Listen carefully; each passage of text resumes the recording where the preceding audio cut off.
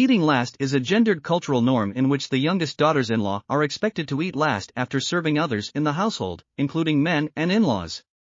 This practice has been linked to poorer mental health outcomes among women, such as higher rates of depression. In this study, researchers looked at the relationship between eating last and depressive symptoms among newly married women in Nepal.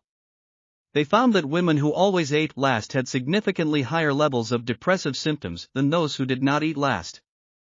Additionally, they found no evidence that the association between eating last and depressive symptoms was moderated by household food insecurity. These results suggest that eating last may be a marker of lower social status and poorer mental health outcomes for women.